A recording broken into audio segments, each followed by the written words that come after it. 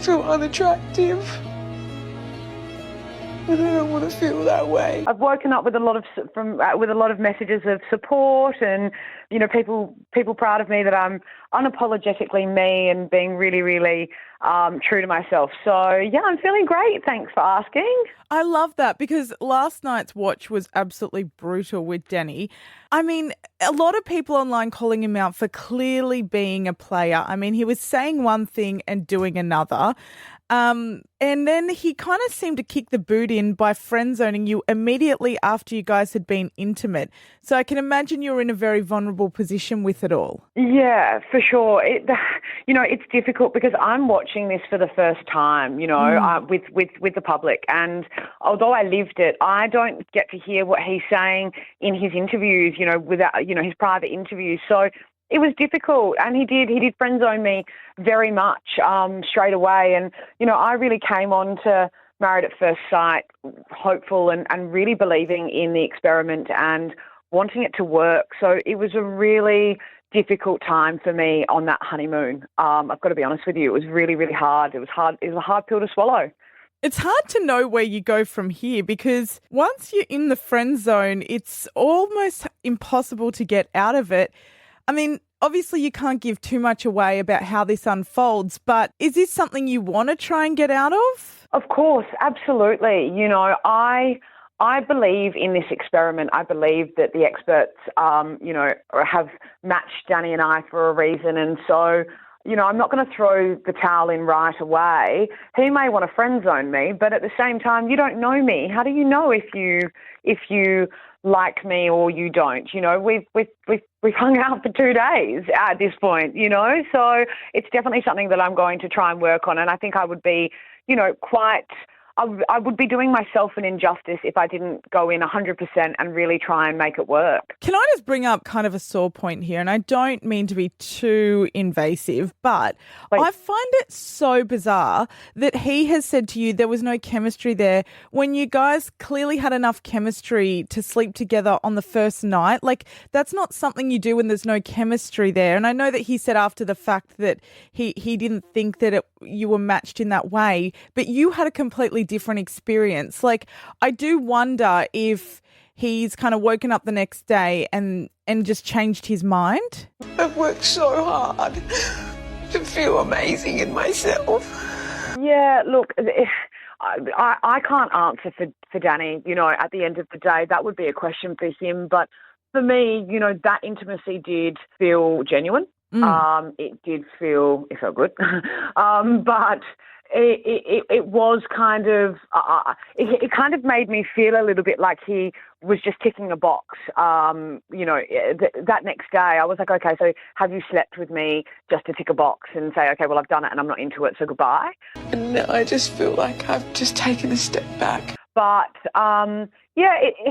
look, he only he knows how he feels in that moment. But I think for me, the difficult part was that, I've lost a lot of weight, and I really walked into Married at First Sight feeling the best I've ever felt in my life. And as I said, in my backstory, like I feel beautiful for the first time in my life, and that knocked me for 6,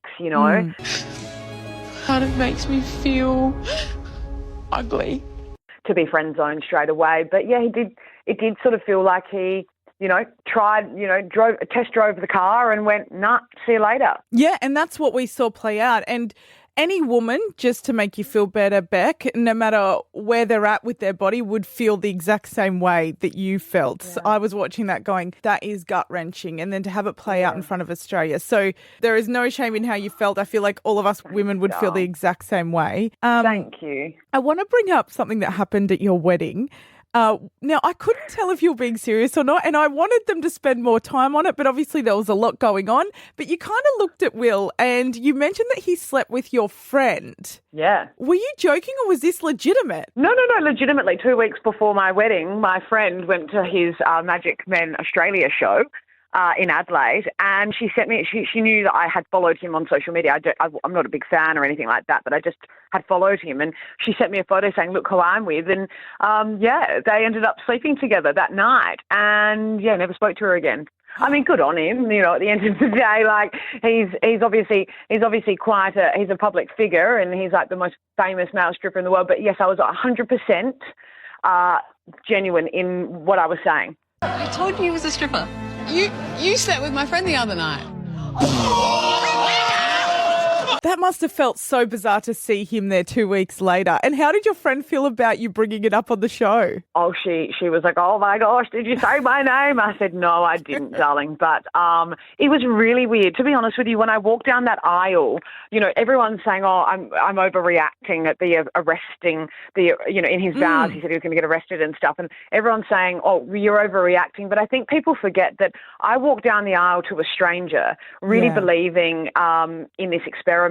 And I saw on his side of the aisle, on his side with his guests, he had 6 men there, all looking quite young and all looking quite, dapper, but they didn't really look hugely serious. And then to see, the world's most famous stripper as his best man, I thought, well, am I here? Am I being matched with someone that's here for genuine reasons? Yeah. Because this for me was really serious.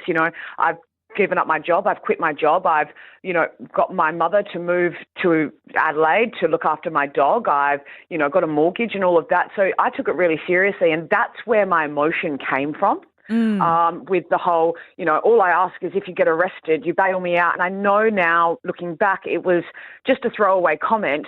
But at the same time, in that moment, I thought, I really want love, and I really want, this to work. And for me, it just felt a little bit juvenile. Okay, I can definitely see it from that perspective for sure, Beck. I want to talk to you about Gia, because we actually had her on the show yesterday, and she kind of paints a pretty dramatic picture about your relationship with her going into this season. At one point yesterday in the chat, she mentioned that your relationship will play out on the show, so much so that it will divide Australia and they'll each take a side. How do you feel about that, and how do you feel about Gia? Gia is correct in what she's saying. You will, as I say to everyone, buckle up, because there's a lot, there is definitely a lot that goes on this season. It is pretty wild. And I do believe that our feud will divide Australia. She's not wrong in what she's saying. In relation to how I feel about Gia, I see really good traits in her. And I also see that, we're a group of people that have all come together, that in the normal world, I don't think that we would be, best friends. She acts a certain way and does certain things that doesn't align with me, and I act a certain way and do certain things that doesn't align with her. Everyone doesn't need to be best friends, but I wish her all the best. I hope that, she gets every success from Married at First Sight, and, her dreams come true. That's pretty much all I can say about that. But yeah, you will watch us, and Australia will be divided for sure. Have we got a new Cyrell and Martha on our hands? I didn't watch that season, but everyone keeps on saying it, and everyone's liking it to their feud, and I think that that's probably what you will see. I mean, no drinks were thrown.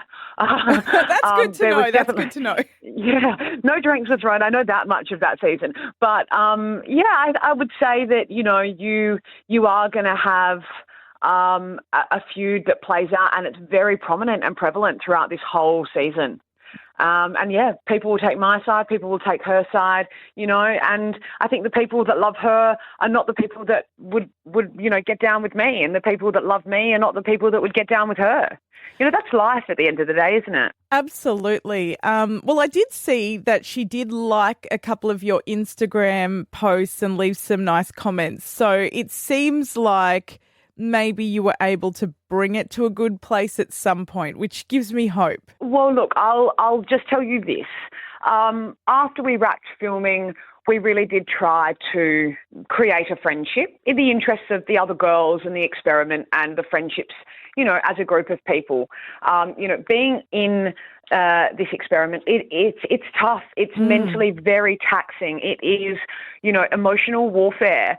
And I think people don't really understand that side of things, because you just watch snippets, not you, but like, you know, the public just watches snippets of, you know, what happens, but you're away from your friends and your family. In Gia's case, her daughter, you know, you're away from, you know, in my case, my dog, she's the love of my life, you know, and you're away from them for nearly 4 months. So, you know, it is emotionally taxing. And at the end, you know, we did try and have a friendship, but yeah, that's not where we're at now. Well, I guess we're going to have to wait and see how it all plays out. Hopefully, Beck, I can check in with you throughout the season again and see where you're at. And hopefully, especially with Denny, you're at a different place, because that was a hard watch last night. Thank you so much for joining me. Hey you, thank you so much for watching. Don't forget to like, share, comment and subscribe.